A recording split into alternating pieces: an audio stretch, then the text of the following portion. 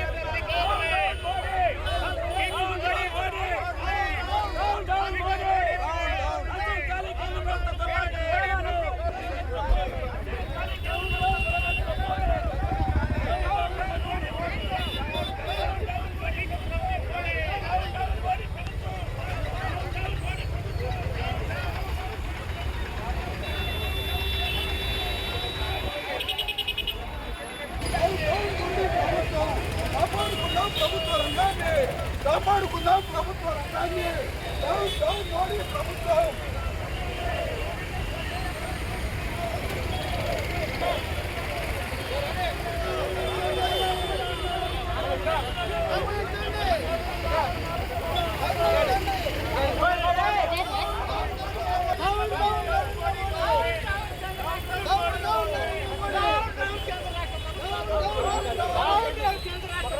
ఈరోజు దేశవ్యాప్తంగా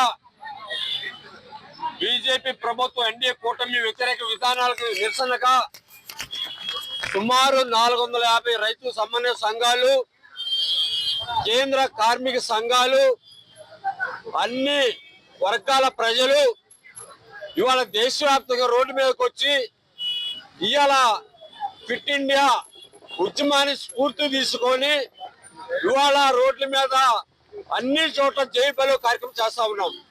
ప్రధానంగా బీజేపీ ప్రభుత్వం అధికారంలోకి వచ్చేటప్పుడు అల్లివి కాని హామీలు ఇచ్చి మాయమాటలు చెప్పి ఈ 12 సంవత్సరాల కాలంలో బీజేపీ కూటమి ప్రభుత్వం కులాలు రెచ్చగొట్టి, మతాలు రెచ్చగొట్టి, మతోన్మాదాన్ని ప్రేరేపించి కాలక్షేపం చేస్తున్న పరిస్థితి చూస్తూ ఉన్నాం. ఇవాళ నిత్యావసర వస్తువులు రోజు రోజుకి ఆకాశాన్ని మండుతున్నాయి. ఇవాళ సామాన్య ప్రజలు, బడుగు బలహీన వర్గాలు, మధ్య తరగతి వర్గాలు ఇవాళ తింటానికి కనీసం 3 పూట తిండి లేక నానా ఇబ్బంది పరిస్థితి మనం చూస్తా ఉన్నాం.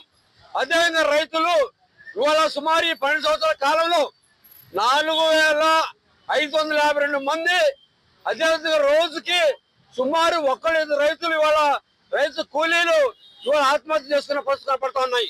ఆ రోజు బీజేపీ ప్రభుత్వం అధికారంలోకి వచ్చే ముందు రైతులు గిట్టుబాటు ధర ఇస్తాము, స్వామినాథన్ కమిటీ సిఫార్సు అమలు చేస్తామని చెప్పి మాయమాట చెప్పి చివరికి 3 చట్టాలు తీసుకొచ్చి ఇవాళ వ్యవసాయ రంగాన్ని కూడా కార్పొరేట్ శక్తులను అప్పచెప్పడం కోసం ఇవాళ కూటమి ప్రభుత్వం పనిచేస్తా ఉంది.